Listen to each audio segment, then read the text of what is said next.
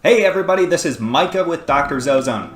Today I had a fantastic guest that I was really looking forward to, Dr. Robert Rowen. If you don't know who Dr. Rowen is, he pioneered the first statutory protection for integrative medicine in America. That's no small thing to accomplish. He also has extensive experience with ozone therapy, having practiced back since 1986. He was one of the first in the United States. He's also known for his work with Ebola and ozone therapy. Take a look. Dr. Rowen, my first question is, I know that you're pretty involved with politics for healthcare, and I've actually read a lot of the articles that you've put out. But what I didn't realize is that you are actually involved in one of the first statutory protections for integrative medicine. Can you explain that, what that is and how you were involved in it? It wasn't one of the first. Okay. It was the first. Awesome. And it was in 1990. And at the time, I noticed a lot of my colleagues were being taken out for no good reason. They might be giving vitamin B12 to patients whose vitamin B12 levels were okay, or thyroid, even though their thyroid was okay, and boards took their licenses away. We know today that their practices were good because the research has now shown that the tests are inadequate to determine the patient's particular status. So these guys were losing their livelihood and their income for nothing. And I thought sooner or later this trend might come to Alaska, where I lived. Well, I was a big fish in a small pond, so to speak. Alaska's big geographically, but small population-wise. And I had access to a large segment of the population. And I had a senator come in as a patient, a state senator. And I thought maybe it's time now that we try to get legislation passed to protect alternative medicine. And we were successful in essentially the first go-around with this. I had the assistance of some key representatives, the key senator, and the medical mob, as I choose to call it, because at that time they were a mob, and they really conspired to try and take down the effort and me personally down, and they failed because of the will of the people. They got more public opinion messages over medical freedom into the legislature than any issue they had had since the Vietnam War. And we got it passed. And then 2 years later, Governor Hickel appointed me to a term on the state medical board. So I know you were educated too at Johns Hopkins, correct? Undergraduate. Okay. I went to medical school at University of California, San Francisco. Yeah, very, very conventional system. How did you make that transition into alternatives? The end of my third year of medical school, I almost quit. I was very depressed. Yeah. And I don't get depressed that easy. I just felt I was being trained to be a pimp for pharma. All I saw was people coming in and getting polluted with chemicals. And I've always been an environmentalist, meaning I want to protect the environment. And I saw what we were doing to the environment of the patient as being quite toxic. And I said, what am I doing? Why am I going into a discipline where we're just putting chemicals into people? But I decided to stick it out. I had 3 years in, and I'm glad I did stick it out. And that's what started me on the path. And I promised myself I would do everything that I could do to avoid putting chemicals into people. Right. And you're an environmentalist, so you're well aware of some of the hazards of ground level ozone. But I see back in 1986, you started using ozone, which to most people's understanding is a toxic chemical, and to the FDA, with no known medical benefit. So what are some of the primary benefits of ozone therapy, and why did you start to use it? Well, I was the first in North America to start using it back then. I saw an ozone machine at an ACAM meeting, American College for Advancement in Medicine, at the exhibitor's booth, and I said, ozone, we're supposed to be afraid of oxidants. That was at the time of this big oxidant scare and promoting antioxidants, which actually now we know is not wise to do. And company didn't really know what they had. They said, hey, we have some literature here. Why don't you take it up to your room and read it? So I took up the literature, and I'm a sort of a little biochemical buff, and I couldn't put it down. And I was up till 2 at night reading it, and I'm not a morning person. I got up 30 minutes before the exhibit hall opened to be first in line to get that machine. And I took the machine back with me to Alaska, and with the very first treatment, it changed my medical life. It was just so amazing at the benefits it was giving to my patients with all kinds of problems: fatigue, chemical toxicity, chronic fatigue syndrome. You know, at the time we didn't know that it was Lyme or that it could be Lyme, but it was across the board so magical. And now we know a lot of the basis of why ozone does all these things, and I presume you want to hear this. Yeah, absolutely. Well, the final bottom denominator in all healing is how much energy your cell can make to repair. Mm-hmm. The single most important factor in that energy production is the availability, utility, and consumption of oxygen. That's where energy comes from. Oxygen is one pole of the battery, and if you don't have it, it doesn't matter how many nutrients or calories or how good the positive pole of the battery is. Ozone's the electron acceptor. So actually, I guess ozone would be considered the positive pole on the battery because the electrons are moving towards the ozone. So much for metaphors. So what ozone does, we know today, is it improves rheology of red blood cells, makes them more flexible, so that the red cells can squeeze through a tiny capillary. So here's a capillary, and the red cell is actually bigger. It has to bend and fold and squeeze through. Ozone helps that. Ozone improves 2,3-DGP, which enhances the red cell's ability to dump its cargo of oxygen. It also appears, based on arterial venous oxygen differences, to improve mitochondrial uptake and burning of oxygen, which automatically translates to more ATP, more ability to fix the cell. Ozone is germicidal, although the way we're using it, it really can't be because the ozone is consumed almost instantly when it hits the blood. But it leaves a residue of ozonides, which are oxidants, which might have direct antimicrobial effect. And I think it does, especially based on my work with Ebola. And it is known to strongly modulate the immune system. By modulate, the immune system in a state of chronic disease is on overdrive with regard to inflammatory messengers, cytokines, interferons. And what ozone does is it takes an immune system that's like this and brings it like this. Or if the immune system is like this, it brings it back into balance. Bacci did that work. Sylvia Menendez in Cuba was right on his tail. And they've shown that, I've seen a study where ozone works as well as dexamethasone in suppressing certain really hot inflammatory chemicals. Ozone also improves antioxidant enzymes by apparently DNA induction. So that's a real positive. You take an oxidant, it's sort of like a controlled burn. If you want to get rid of a forest fire, you do a controlled back burn and it burns out. If you want to pump iron, if you want to make your muscles stronger, you actually have to pump the iron and break down the muscles a little bit, and then they come back stronger. So ozone is doing that in a controlled fashion. So, pardon me, ozone does all these things, and these are probably its underlying mechanisms of action, and why it can help such a wide variety, an extraordinarily wide variety of conditions. Bacci was really surprised.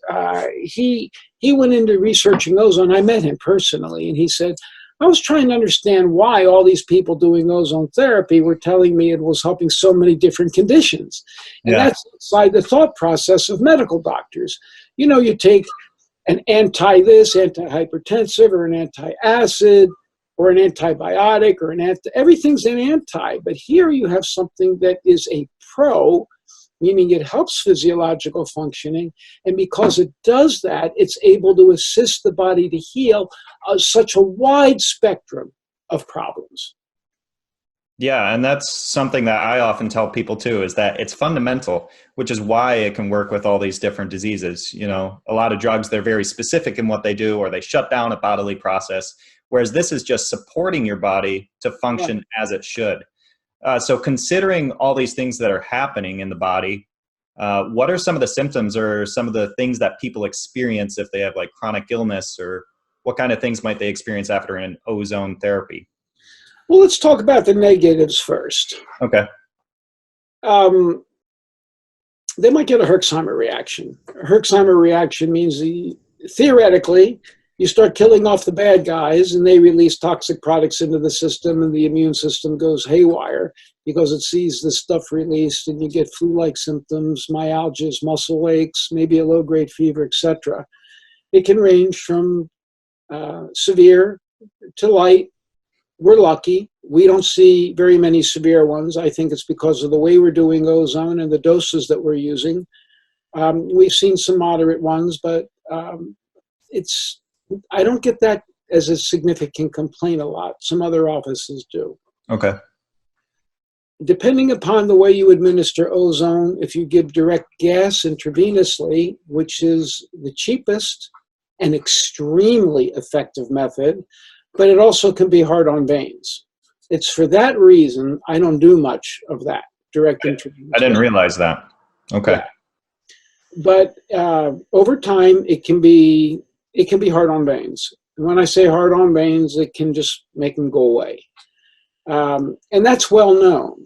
But if somebody can't afford other forms of therapy, or you're in a third world country like I was when I went to teach how to use ozone for Ebola, this is a method that's phenomenal because it costs very little to do direct intravenous gas, very, very little. Hmm. And almost anybody can afford it. We can even afford to give it away if we need to. And if you do it right, you can protect the vein. I think that vein sclerosis can be overblown.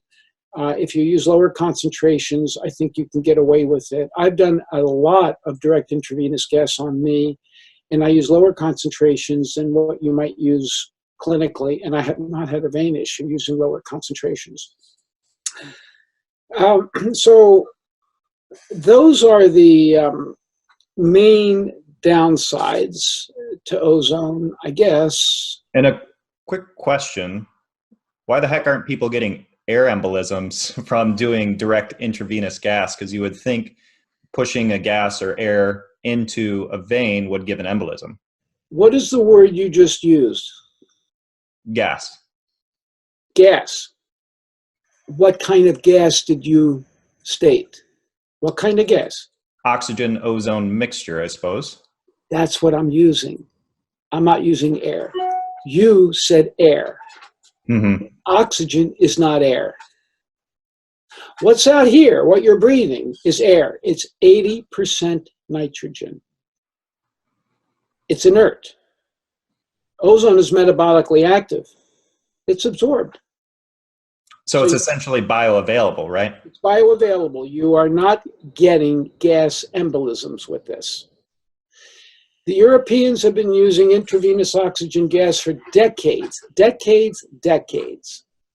And if I couldn't do ozone, I'd be giving intravenous oxygen gas because it has quite good therapeutic effects. I've lectured on this.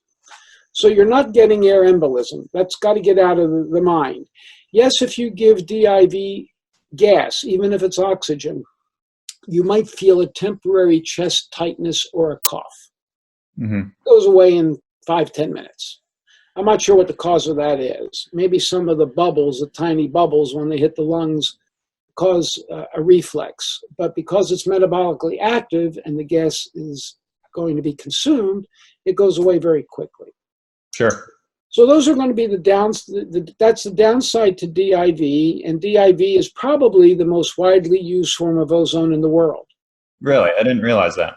I know. Why? Because there are a lot of doctors in South America, some in Africa, a lot in Asia, India, who can't afford the more sophisticated stuff that we use, so they have to use a cheap method. And to them, it only costs a butterfly needle to do DIV ozone. It's extremely safe. I mean, it's very effective and very safe if you do it well. And so very few people realize that it's likely the most predominant form. And you might hear people decry it, but generally they're involved with privately owned ozone associations that may have an axe to grind. I don't know. But the reason why I don't use it, I'm being honest, and a lot of people who are using it, they know how I feel about it, and we're on great terms. I think the IV ozone is the second most effective form of ozone delivery. Okay. How about that? I know it's more effective than standard gravity ozone. I know it is. Mm-hmm.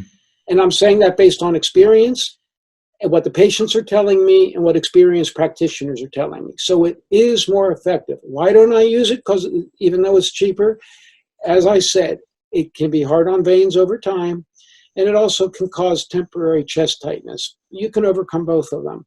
So I typically use a more sophisticated form of ozone. And you know what I do. I use hyperbaric ozone. I'm familiar, yep. And based on my experience, again, this is my experience now, and I've been in the field since 1986. I think it's the most effective form of ozone. I did gravity ozone. Oh my God, I got really good results with it, I have to admit.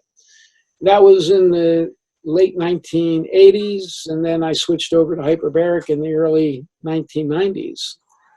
And the results were even better. So I had thousands of experiences with gravity, and I only use a glass bottle, incidentally. I don't like plastic. No matter what anybody says, that's just my opinion. I'd rather my blood be put in glass. And when we switched over to hyperbaric, we got even better results. And then with hyperbaric, you have a bottle. All right, here's my mobile phone. Let's say it's a bottle. And let's say it's filled up. We filled it with 200 cc's of blood. Then we pump ozone into it at a particular concentration, and the blood is driven back under pressure. In 2014 or thereabouts, I met up with a European ozone guru, Johan Lahadny, who was telling us that you could do 10 passes of that. And I didn't have the gonads to go above 4 passes. And I have been doing 4 passes, happy with it. But I'm conservative. I don't want to take risks. And then when I hear he's doing it, and I read his literature because I can read and understand some German, I said, I can do this. So we did a 10 pass in the office. I was the first one, and I survived. So my nurse went second, and her Lyme neuropathy went away the next morning. I said, wow. Whoa. Yeah, wow. That basically trumped everything because we hadn't seen results that fast. Well, we get results with ozone. You know, my ozone use was maybe twice a week for 3 or 4 weeks, and then I taper it down. Now we're down to once a week for a 10 pass. Maybe we do it more if somebody comes in from out of town, but the results were just so fast that now we're probably doing more 10 passes than we are single passes, even though it's more expensive, obviously. Now, I know one of the questions that you had is, what about ultraviolet? Yeah, I'm a little bit curious about that. We do ultraviolet. We actually have 3 different machines. To me, this is to me now, we were blessed. We have an original knot machine. That's the gold standard. And that was made before the FDA was involved with anything. And it's a pre-amendment device. We get really good results with it. I like it. So to me, that's my gold standard, the knot machine. The other machines are good. Sometimes I can do ozone in conjunction, or I will do ozone in conjunction, in conjunction with ultraviolet. And a lot of guys are doing it. And there's probably guys who have more experience doing that than I do. Because we're doing more 10 passes, we're seeing generally really, really good results. There's failures to everything. But generally, when they don't get as good results as I want with ozone alone, then I'll throw in ultraviolet on top of it. And we'll typically do a 10 pass in line with ultraviolet. And we'll do a couple passes through the ultraviolet, and I believe it probably does kick it a bit. And just a quick digression, why do you feel that the NOT machine is the gold standard? Because there's literature published on it. Okay. There's enormous literature published on it, and the literature was so compelling. I just craved and wanted one of those machines so bad when I first saw it in the 1990s. And finally, one came around, and the literature just is compelling. And I would have to say that our patients really do like it, and they'll come back and ask for it. I mean, we do so much of this that my patients get a lot of experience, and then they can tell me what they like the best. Maybe they'll like a low pass ozone, or maybe they like 10 pass ozone, or maybe they like a NOT, or maybe we'll use machines or another ultraviolet machine, depending upon how their responses are, and then they're going to tell me. So I still think that generally the NOT machine is the gold standard, but I think that the other machines are good. Really, I would never discourage somebody. In fact, I will encourage them buying another machine, because you can't get the NOT machine anymore. Well, and that's one thing I appreciate about you is you don't really take affiliation to one particular thing. I think you're the type of person that if you knew ozone therapy tomorrow, for whatever reason, you found out it didn't work like you thought, you would quit doing it tomorrow. And I think there's very few people like that, so I have a lot of respect for that. So considering all the things that ozone therapy does, why would you say a practitioner should consider using it in their clinic? It's kind of self-evident, I know. Yeah, what is my purpose? I'm a physician. Mm-hmm. A patient comes to me and they pay me money. I'm their servant. The patient's my employer. I have to serve my employer and get my patient what he or she wants, which is resolution to their complaint. Mm-hmm. Ozone does more for more medical problems than anything I've seen in conventional medicine combined in my entire career. I finished medical school in 1975. So I've been around for what, 44 years in medicine, seeing conventional medicine. And ozone does more for more conditions. And probably I would include in alternative medicine as well, with these exceptions. You still have to get the patient to eat right. So nutrition, detoxification, and managing stress. Those three always trump everything else. You don't deal with that, you're not going to get your patient well. Mm-hmm. Ozone is next because it's in addressing a fundamental problem, which is energy production, which is required in cellular repair, reducing inflammation, circulation, keeping the cells alive. I also believe that ozone is a key anti-aging treatment. Why? Most people have heard of the enzyme telomerase. Telomerase is the enzyme that repairs the end cap of the DNA, like the shoelace. There's an end cap on a shoelace. Well, telomerase is a two-edged sword. Cancer is immortal because it has active telomerase, keeping the DNA young in cancer, but it's also abnormal DNA. But the two-edged sword is, as we age, normal telomerase sort of drops. So the DNA can't repair itself very well, and that makes the cells senescent. The enzyme SOD, superoxide dismutase, seems to be an integral stimulant of the enzyme telomerase. And I saw that, and it's now part of my lectures. And I take ozone regularly for lots of reasons, but that's one of them, because I think it's an ideal anti-aging substance that might help keep my telomerase up. And in fact, when I was 60, I had my telomerase checked, and I had the levels of an average 35-year-old.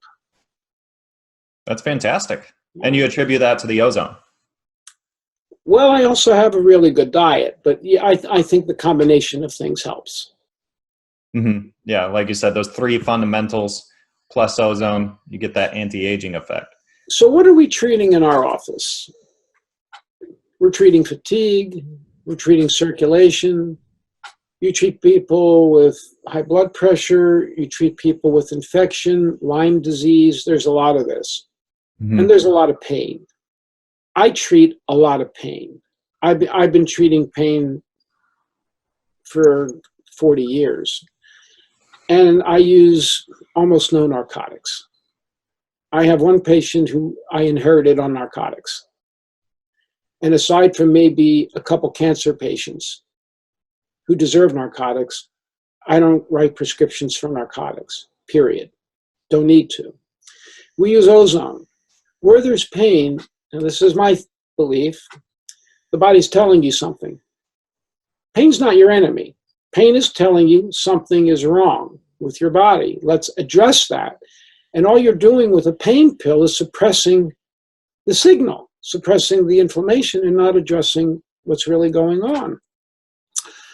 So ozone injected into a painful joint, for example, can attenuate that inflammation, get oxygen in, and stimulate the repair processes so that that joint is not painfully arthritic anymore, or at least at such a low level, you don't need to take a drug or you don't need to worry about it. So ozone is a marvelous treatment for pain. It can be injected locally for tissue repair, for painful conditions. And that is a big thing of what people are using. And as you know, we have a narcotic crisis in this country, Hmm. an opioid crisis. It's horrible. And it's due in part to the entire system. The entire system is corrupt. Pharma pushes its wares. Remember, I said I thought I was going to be a pimp for the pharma whores in medical school. Well, the doctors are pimps. They're selling pharma's wares, the whores, the narcotics, the drugs, and they've addicted people, and no one is paying attention to where the pain might be coming from. Not only might it be coming, say, from your joint itself, but I also look at teeth. I don't know if you know that. But Yeah, yeah. if you go to my YouTube channel, you'll see that before I do anything with a patient, I'm in your face, I'm in your mouth. I want to know where your root canals are, if you have cavitations, hidden occult infections that could be disturbing your body's energy fields and inducing pain at a distant site. Ozone won't work if that's happening. You've got to eliminate causes and energy disturbances in the body, and I go for that first. So it's a comprehensive approach. I just don't dump ozone into somebody willy-nilly. I want to, make sure they're okay, that they don't have contraindications to it. Contraindications, some of the standard contraindications might include hyperthyroidism. I'm not sure how much of a contraindication that is. I'm never going to treat anybody right after a heart attack. They're going to be in the hospital. There could be bleeding disorders. If there are, we just use less heparin. You need heparin as an anticoagulant when you take blood out. But if they had a bleeding disorder, you could always use DID ozone, and then you don't have to worry about anticoagulation. So ozone it's extraordinarily versatile. It's unbelievably versatile. I've seen people with generalized pain who, after they get a 10 pass, their pain is dramatically better. Why might that be? Because the 10 pass probably got a lot more oxygen to them. You get more oxygen, you can get healing, and you attenuate the inflammation. Unlike a drug, which butchers the inflammation with toxins. Yes, drugs can attenuate the inflammation by blocking enzymes, but those same enzymes are required for your life. So that's why you get toxicity from them. Ozone doesn't do that. Ozone assists the body doing what the body naturally wants to do, which is repair, because it's an oxygen-based molecule. By the way, the body makes its own ozone. Did you know that? I did. Yeah. Trace amounts, correct? Trace amounts. Yeah. So I'm supplementing it.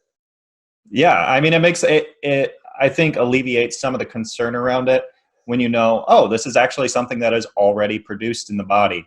It's not a foreign substance to the body. Like you said, bioavailable, the body recognizes it and is able to take and use it. And I can actually attest to the pain aspect of ozone therapy. A while ago, I actually had a fracture in one of my vertebrae. I have osteoarthritis and, the whole gambit of pain associated with back stuff. And corrective exercise is really important for me. But the other element that has been super vital to me having pain relief and being able to do what I do is Ozone. So I get Prolozone injections on a semi-regular basis, and those have really helped with the pain. But I do have another question. For people who are considering if ozone therapy is a good choice for them, how would you encourage them to continue going down that road, or perhaps finding out if ozone therapy is a good option? Go to my YouTube channel. And what is that? I can't think of any better method. I have over 400 videos. I think you said 476, and I'm trying to get another one up that I was today on the Lyme case. Here's a good example. A woman came to me about 6-7 months ago, and this should be up in the next day if I can get my software fixed. And her family said they thought she was dying. She was so sick with Lyme disease, she just couldn't function. 73 years old. She came into my office yesterday with her daughter. And her daughter came to see me for some reasons, and so I got to interview the mother, 73. She was hiking the Pacific Crest Trail last week. 8,000 feet elevation, 10, 15 miles, and ahead of the pack. And this is a woman who was basically dying 7 or 8 months ago from Lyme. So if you want to know if ozone is reasonable, go to my YouTube channel, and there'll be a link that you can get to and take a look at some of the cases. I have it segregated into various problems. I have Lyme and infection. I have arthritis. I have pain. I have female issues. A lot of playlists that you can pick what's suitable to you and go to them first. You also would have a lot of entertainment looking at my dental playlist. That's probably the best thing that you can do to see if ozone might be valuable for you. I have articles that are published. I've published on Ebola. We had 5 of 5 cases of acute Ebola resolved. No one has done that. And it's still the only thing of its kind today. And yet there's a blackout. The media doesn't want to pick it up because they're going to make a fortune on vaccines and proprietary methods when ozone, DIV ozone, evidently cured 5 cases of Ebola for less than $3 a person. I think almost anybody could afford that if they had Ebola. And we will have a link in the description of Dr. Rowen's YouTube channel, his Facebook, and your website as well. So the YouTube channel is Robert Rowen, MD, and check it out in the description. Thank you. And one other thing that you could do, I think one of the best articles I published was on Ebola, because it covered all of the stuff that I'm telling you about in terms of what ozone does and its physiology. Because I felt if I didn't do that, it would be almost too impossible to believe. And it was published in the African Journal of Infectious Diseases. So if somebody wants to do a search, they could go on Google, type my name in, Rowen, Ebola, ozone, and it will take them to the article. And it's not a difficult read. The layperson probably could understand most of it. That's fantastic. And I know we've talked a lot about doing ozone therapy in the clinic, but I do know there's also options for people to do ozone therapy at home. Do you think that's a good route for people to take? I do, and I encourage patients to do it. And we teach in our office regularly home ozone, and I'm taking home ozone myself. Home ozone can be making ozone water and drinking it, and that's a good treatment. I wasn't aware actually till I went back to Africa a half a year ago, and I saw a nurse in Guinea using home ozone water, and her results were really good. And then when I did some background checks, I found out why. Water can carry a lot of ozone, especially if it's cold. Mm-hmm. So these people are getting a good treatment of ozone. Rectal ozone, good treatment. I don't think it's as effective as blood, but you can do it at home. You can do it every day if you have a machine. Ear ozone. It works. At first, for years, I was a snob. I do intravenous ozone. How could ear ozone work? It does. Patients get URIs better quickly, ear issues get better, head and neck issues get better. And so I had to, I'm quite humble now when it comes to ozone. Like I said, here's a nurse in Guinea using non-invasive methods of ozone, ear, water, sinus, rectal, and getting stunning results. I think, wow. Yeah. Well, maybe you don't need me so much. Well, I believe you get faster results with blood ozone. So home ozone is really good. Yeah, and they're very synergistic. I mean, you can both do the in-office treatments and the ozone therapy at home. Simply O3 is probably the least expensive machine. So if somebody wants to get ozone therapy at home, where can they go to do that? There are three principal companies that I'm familiar with in North America, and because I'm an ozone teacher, I had to get an ozone analyzer. It's expensive, quite expensive, because I wanted to know what we were doing, because several years ago, we saw significant problems with some forms of ozone delivery. And without naming the names of any company, one of the machines had a lot of problems with a lot of their machines. It was off. I drew the attention to the company, and to their credit, and I'm saying that with 2 thumbs up, they fixed it. They took care of everything. They even took back machines. So I check out every machine principal machine out there. And I would say that the 3 companies are making relatively good machines. Longevity in Canada is one. Promo Life in the United States is another. Simply O3 in the United States is another. Simply O3 may have the least expensive of the machines. And again, I analyzed it, and even though it's not that expensive, it analyzed pretty good. Another question I have, though, is oxygen concentrators. I've heard you say in the past that oxygen concentrators are not ideal. Can you elaborate as to why that is? Oxygen concentrators take oxygen out of the air, and magnetically, because oxygen is paramagnetic, and using that property of oxygen, it can extract the 20% that's in the air and concentrate it up to somewhere around 90%, maybe a few points higher. It's not 100%. Oxygen concentrators can be used for breathing more oxygen if you have nasal prongs or a mask. You can use it for other purposes if you want to get oxygen into the body. But you cannot use an oxygen concentrator as a source of oxygen for ozone being administered to the body, because there's still nitrogen in it. And if you put the nitrogen through the corona arc of the ozone machine, you could get nitrogen oxides. We don't want that. Now, if you're doing it, if you have a simple machine that you're just making some ozone water, yeah, you could do that. And there are even cheaper machines, I believe, that will take air and spark it at a low level and put some ozone into water. I don't have an issue with that. They're not that powerful, and I don't think you're going to get any significant nitrogen oxides with it. I said I think. So I don't have studies on it, but I've actually drank the stuff, and I don't have an issue with it. And it has advantages for certain things. For example, a friend of mine who's an eye doctor uses a really cheap ozone machine that makes it out of air, bubbles it through water, and now you have very weak ozone water, and he drops it into your eyes for eye conditions. And he likes it. This Dr. Condrit? It is.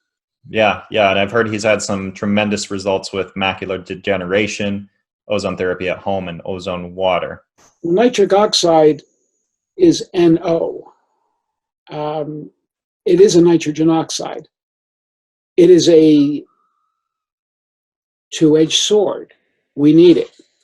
For example, I'm sexually active, and to get an erection, I need nitric oxide.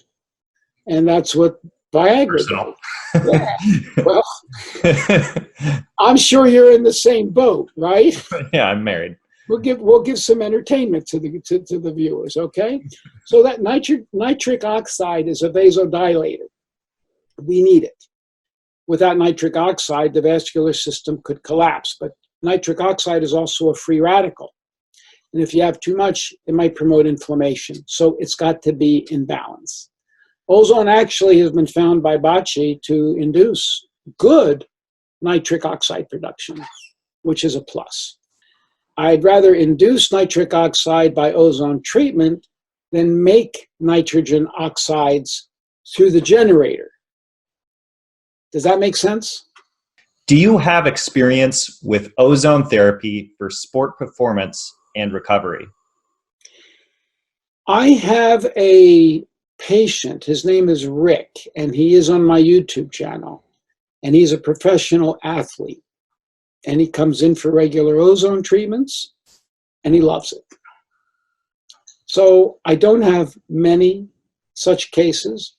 I did have a professional football player come in once for a treatment.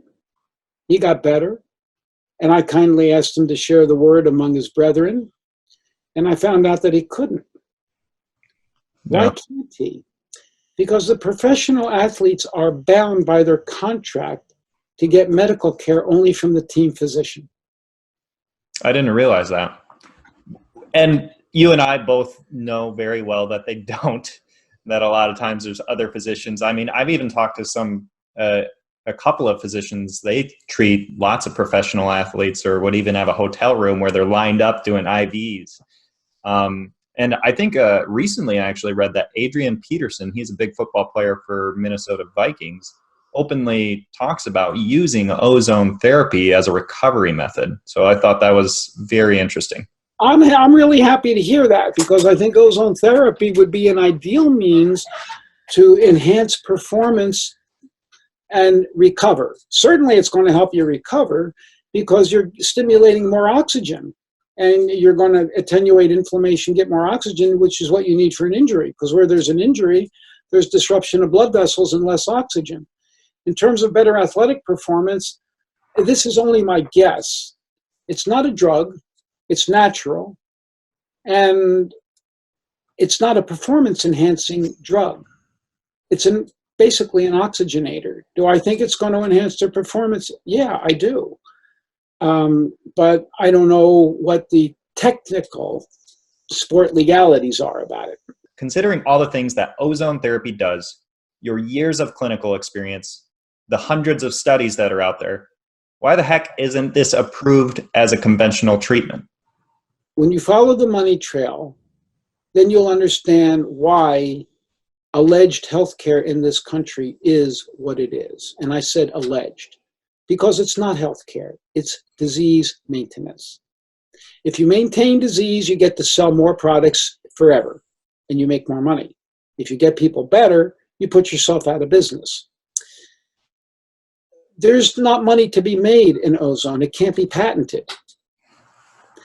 And if you can't make a lot of money, then you can't do the kind of studies that are demanded by the regulatory agencies to, quote, approve it for a condition. And if it's not approved, the doctors don't want to use it because they're scared to death. Mm-hmm. So it really is an alternative off-label use of an orphan therapy that antedates the regulatory agencies. This therapy has been around since the 1890s. There were societies of ozone in this country back in the 1890s. Mm-hmm. Florida had one. So why isn't it out there? Because industry's not going to make billions off of it, or trillions. If it could be patented, they would. Yeah. And then you would see it. But you're not going to see it under the current circumstances. In my opinion, I agree with Mark Twain. We have the best government money can buy. On my Facebook page a couple years ago, I had some naysayers who were just tearing me alive. They were doctors, and every once in a while somebody comes and they attack the messenger personally rather than the message. Well, when I give lectures and even on my Facebook page, I have an offer. I'll give you a $100 bill if you can name me a drug, a synthetic petrochemical pharmaceutical, that cures any disease. No one in my life, I said cures. We got antibiotics. I'm not going to argue that antibiotics might help fix disease, and that's what ushered in the modern medical era, but antibiotics are failing. And I think ozone and ultraviolet could really step in and save medicine if they had a brain. But I want you to think about it, Micah, and I think I want your viewers to think about it too. Name me a drug that cures a disease, and I'll give you $100. Well, there isn't one. Because our body's not made to accept synthetic chemicals. Now, I'll tell you what happened. It's cute. I know what all doctors said. There is one. I said, what is it? And he said, it's an NSAID drug, non-steroidal anti-inflammatory drug, and it treats a congenitally open heart condition in a child. Okay. Patent ductus arteriosus, I think it's called. So in a baby, there's a vessel that links the pulmonary artery to the aorta, and it shuts down when a baby starts breathing oxygen. And now this is a congenital problem. And they found that an NSAID drug actually does help this in a good number of cases. So he says, I want my $100 because PDA is a disease. I said, it's not the type of disease that, it's not a chronic disease. It's not an acquired disease. It's a congenital defect. But he insisted, since it was a medical condition, that he won. So I gave him $100. I gave it to his charity. That's what he asked for. I'm raising that issue because I want you to think about it. I said, I'll give $100 to anybody who can come up with a drug that cures a disease. And look what he had to go to say, here's a disease, a congenital defect that's extremely rare, and an NSAID drug seems to help. I mean, that was quite a stretch. And now that you're offering $100, we'll probably just put this up on Facebook advertisements. We'll get tens of thousands of viewers asking you for, no, I'm just kidding. Dr. Rowen, do you have anything else that you would like to add to this video? I've seen very few people have problems with ozone therapy. Maybe in my entire career, 2 or 3 people who could be allergic. Anybody can be allergic to anything. Mm-hmm. That would include ozone. But when you have tens of thousands of people, that tells you it's really rare. Extraordinarily safe treatment, depending upon how you do it, it can be extraordinarily inexpensive. You can get a home ozone machine. I'm not going to have a quarrel with anybody who gets any of those machines. I've analyzed them all, and I think they're all reasonable. So look at price, look at features, and make your own decision, because there are differences between prices and features and what the companies are doing. But I definitely encourage home ozone. And I think you'd be doing yourself a real favor. The issue for me is to try to prevent disease, slow the aging process. We're all going to die. It's a one-way ticket on this world. Nobody gets out alive. Nobody gets out alive, and nobody takes their riches with them. And that boggles my mind how all these awful things can happen in our society if you can't get out alive and you can't take your riches with you. But it still happens. So I think ozone is one of the best things anybody can do for their health maintenance and their medical condition. There's no one size fits all. It's not going to fix everything, and we do have failures. But it's those failures that keep me traveling all around the world to find out what I might be missing that could help the next person. Well, I appreciate it, Dr. Rowen. You have years of experience, a lot of wisdom, and it's just really fantastic to be able to talk with somebody that is also passionate about this agenda, which I think is progressing ozone therapy as more than an alternative, something that you'll consider as a first line of defense. I think it should be a first line of defense. And another thing, ozone can be added to virtually any allopathic standard treatment. And I think it should be. And I think you'll get better results. I don't tell my patients necessarily to stop what they're doing unless I think it's decidedly going to hurt them or put them at risk. But I have no problem adding ozone to their regimen, because how can you lose by getting more oxygen in the system? I don't see any way to lose. We had a fantastic talk with Dr. Rowen today, and we'll have links in the description if you want to find his website, his Facebook, his YouTube page, all of which are fantastic. Also, if you want to see a study on Ebola, click the link in the description and you'll get access to all of that information. If you're interested in getting set up with ozone therapy at home, we have a free guide for you. Down in the description, you can click the link and it'll walk you through exactly step by step how you can get started with ozone therapy at home.